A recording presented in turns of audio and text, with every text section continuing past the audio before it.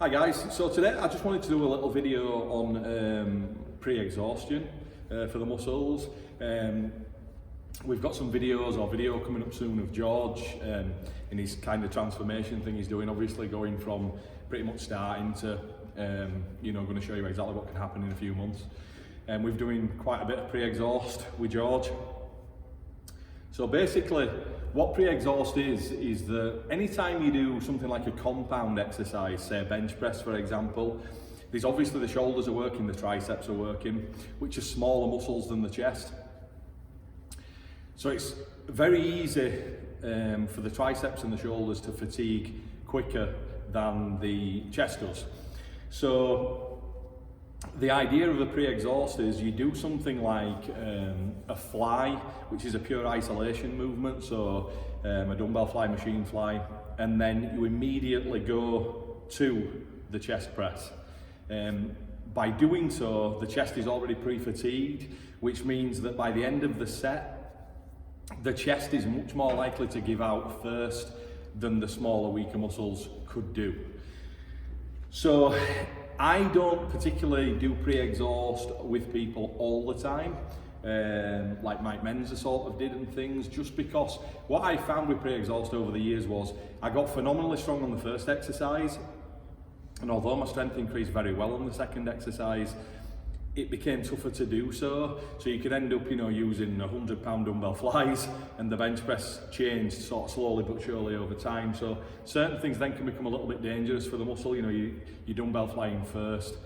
So, but I don't want to put a downer on that because it is a great way particularly if you're a person that doesn't feel a muscle group. So say a lot of people don't feel back, doing something like a pullover, if you happen to have the availability of one of those, or a stiff arm pull down or something, and then immediately go to a compound back exercise, can really get people's sort of brain into that muscle.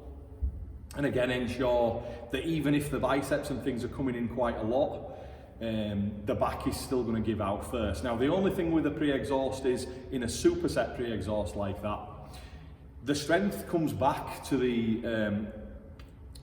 the strength will sort of decrease.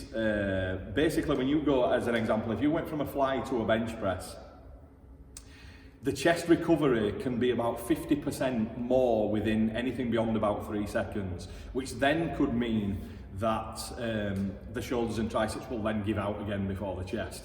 So the idea of a pre-exhaust superset is it must be unbelievably quick. So you need to set things up that you go straight from that movement to that movement as fast as you possibly can. Not in a way that's dangerous or that your then form's rubbish because you've gotten so quick you're not in proper position, but as quick as you can nail it, that needs to be done. So that is kind of the way to ensure that then that muscle will give out before the smaller, weaker muscles do. So another way of doing pre-exhaust, which I quite like as well, is just maybe doing the isolation movement first, and then you go to the second movement after a proper rest. Now again, you could say, well, I've contradicted there because of the strength difference. But for a lot of people, again, once they've isolated something, they can then sort of engage that muscle a lot better than on the compound exercise. And if there's a small reduction in weight then, which obviously with a superset there's going to be a reduction in weight on the compound, it will be very small if you're not supersetting the two movements. So again, it's a great thing to do.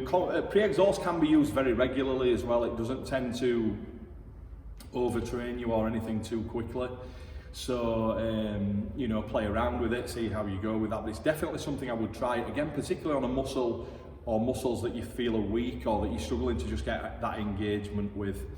Okay, as far as repetitions go, the repetitions in particular on the second movement, the compound, can be a little bit lower than you used to just because of the fatigue factor from the first movement if you're doing the superset. So don't worry about that if you're getting a couple of reps less, because that's okay to do. You can even sometimes then throw a rest pause onto the compound and things like that to spice things up and give it a kick. But again, very periodically, because it will overtrain you very, very quickly. I know people say overtraining doesn't exist. It genuinely does, and you can train too hard. I've done it. You end up where you're just a complete wreck for days. It's not beneficial, is that? It's just not, because obviously everything's been used up to get you over that workout rather than build any muscles. So give it a try, let us know what you think. Like I say, any questions about it, because I know it can be hard to take in and sort of understand all those things, but give it a try, leave a comment below, and anything I can do to help, you know, we'll get back to you as soon as we possibly can. Any videos that you want to see, if you wanted to see a pre-exhaust, as I say, some are coming up, but we can certainly shoot a video to show you that as well. So just let us know and we'll do that, you know, as soon as we can, and we'll just keep on doing the best videos that we possibly can for you. So thanks very much.